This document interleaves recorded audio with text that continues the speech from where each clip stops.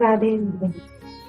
राधे राधे महाराज जी। महाराज जी, अगर हमें कोई बार बार अपमानित करे या हम चीखें चलाएं और क्रोध करें, अपशब्द कहें, हम प्रभु का नाम जप करके कोशिश करते हैं कि हम उसका उत्तर ना दें और अपना संयम बनाए रखें, परंतु लगातार हुआ अपमान पर संयम बनाए रखना कठिन है।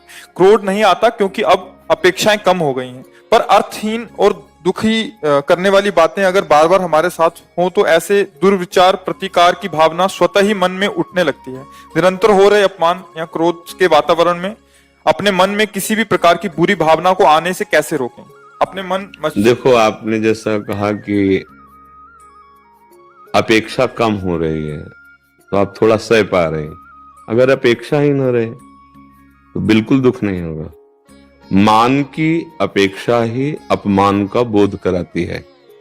प्रशंसा की इच्छा ही निंदा का दुख पहुंचाती है। यद्यपि किसी भी दुख और लौकिक सुख की सामर्थ्य नहीं है वो हमारे तक पहुंच सके, पर हम अपने स्वरूप को भूल करके अंतःकरण में तन्मय हो गए। अंतःकरण सूक्ष्म शरीर है और अंतःकरण तदात्म हो चुका है स्थूल शरीर में। मैं स्त्री हूं, मैं पुरुष हूं, मैं अच्छा कर्म करती हूं और ये बुरा कर्म कर रहा है। यही दुख का कारण है। इसको हम बाहरी किसी सहयोग से या परिस्थिति के परिवर्तन से सुधार नहीं कर सकते। विवेक के द्वारा बचा जा सकता है।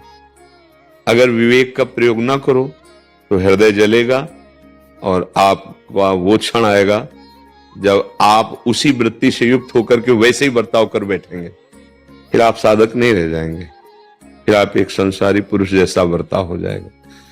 हम मान की इच्छा रखते हैं तभी हमें अपमान बुरा लगता है।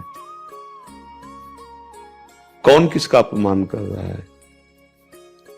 सामने उसके हृदय में प्रभु हैं।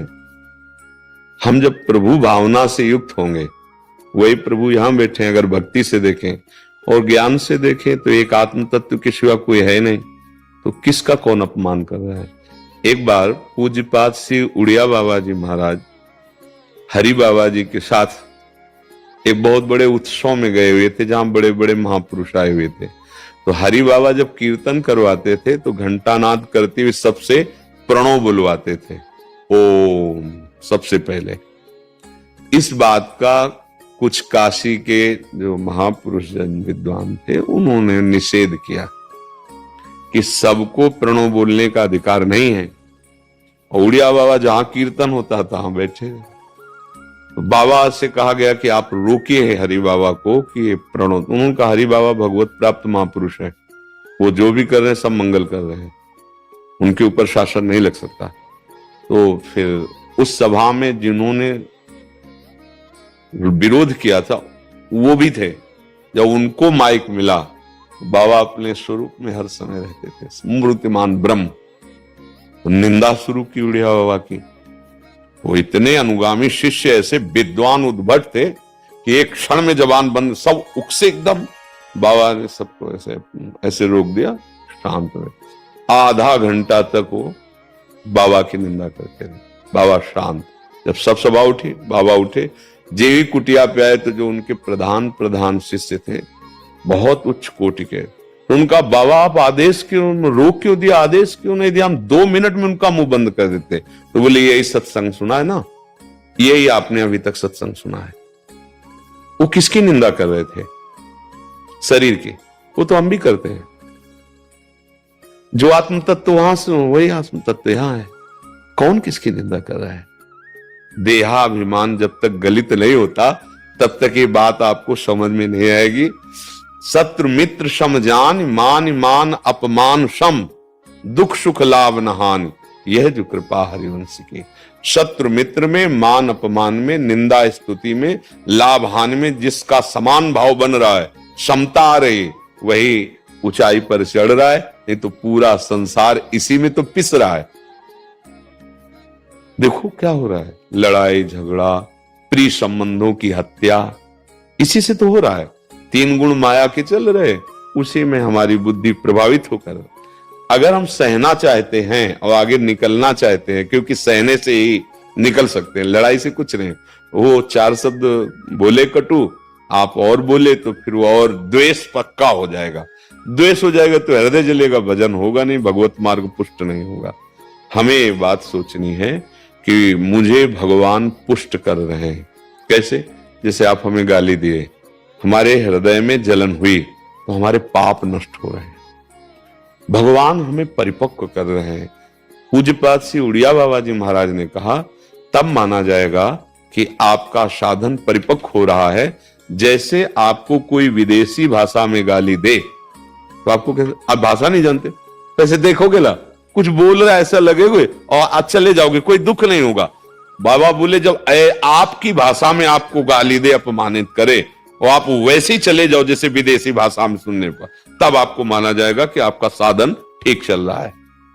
अब मान और अपमान, लाभ और हानि, सुख और दुख, ये द्वंद्व हैं। अगर आप भजन नहीं करते, सत्संग नहीं सुनते तो इन्हीं द्वंद्वों में पिसोगे।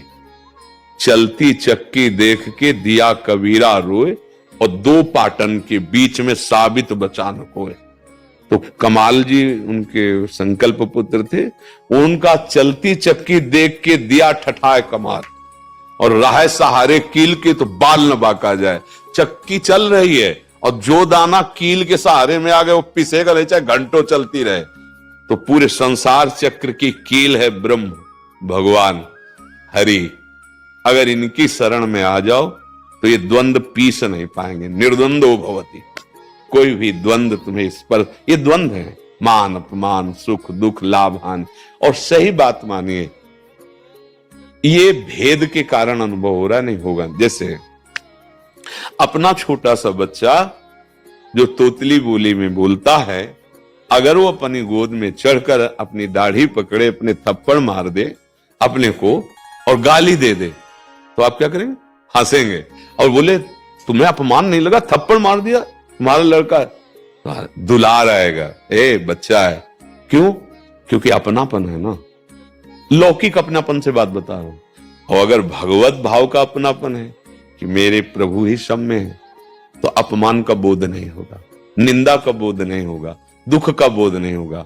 चाहे भक्ति मार्ग से चलो, चाहे ज्ञान मार्ग से चलो, बिना सम हुए आप दुखों की निवृत्ति नहीं कर सकते। यहां केवल अध्यात्म शब्दों की चर्चा होती है, व्यवहारिक शब्दों का यहां कोई महत्व नहीं। हम जब व्यवहार में उतरते हैं तब हम फिसल जाते हैं, तब हम अध्यात्म को समझ नहीं पाते। हमारा जो कर्तव्य, यदि हम केवल अपने कर्तव्य को देखें, उसके कर्तव्य को ना देखें, तो हमें कोई दुख नहीं होगा। हम अपने कर्तव्य को तो कर रहे हैं, अपने कर्तव्य के बदले में उससे हम कर्तव्य चाहते हैं कि हम आपको इतना प्यार करते हैं, ऐसे चल, तो आप कम से कम इतने मृदु वचन तो बोल सकते हो ना। आप कड़ुआ क्यों बोले हमारे लिए? अब उसके कर्तव्य का निरीक्षण परीक्षण होने से हम अपने कर्तव्य को भूल गए। अब हमारे अंदर या तो द्वेष हो जाएगा और या फिर जैसे वो भाषा बोल रहा था वैसी भाषा हमारी निकल जाएगी। उसी द्वेष में जी रहे हैं, ये प्रश्न मेरे लिए